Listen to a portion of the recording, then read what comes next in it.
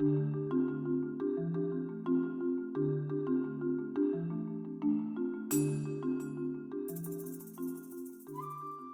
lady died and was greeted by an angel in front of the pearly gates. The angel said, "Come with me. I will take you to your new quarters." As they were walking down the gold-paved streets, they saw a group of people sitting under a big tree, reading their Bibles and giving testimony. "They are Baptists," the angel explained. A little further, they noticed another gathering, this time praying in melodic voices and bowing their heads all the way to the ground. "And here we have our Muslim neighbors," said the angel. Across the street was a group of people raising their hands, singing hymns of worship, and some of them even speaking in tongues. "Pentecostals?" asked the woman. "Indeed," confirmed her heavenly guide.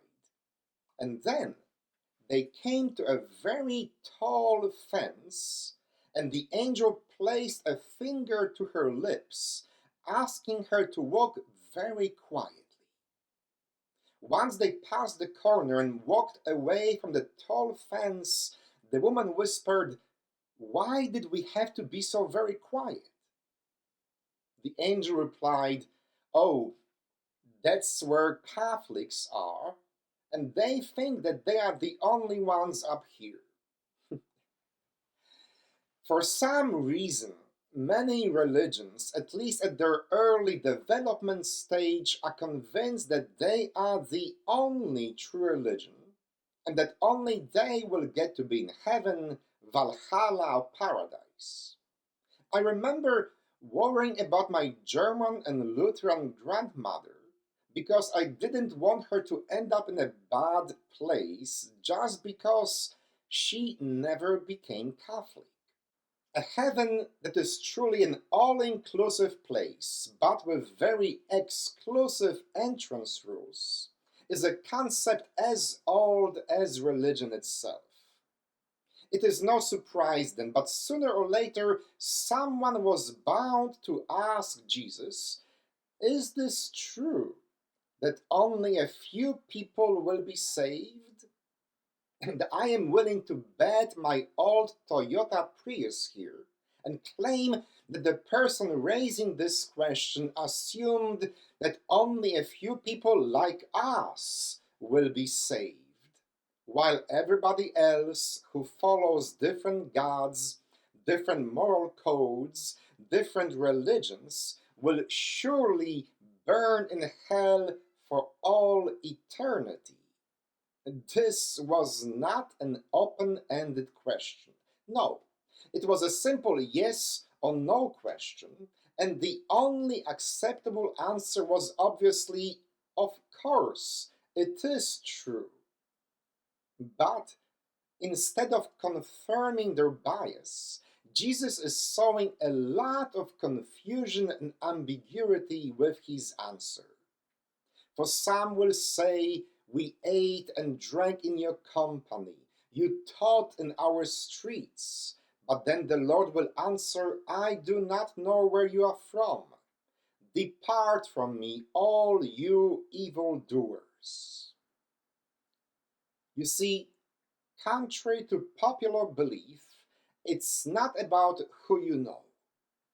You and I might claim to know Jesus, to have eaten and drank Holy Communion, to have believed his teachings all our lives. But when it comes to God opening or not the door for us, it will mean nothing.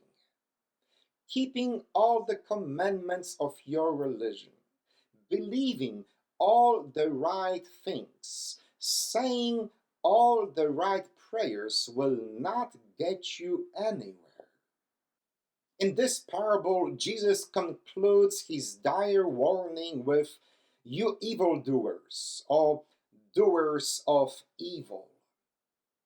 It is what you do that matters, not what you believe, not who you know. As Matthew 25 reminds us explicitly, you did not feed me, you did not welcome me, you did not clothe me, you did not care for me when I was sick or in prison, and therefore you will find yourself on the left side with all the goats, wailing and grinding your teeth.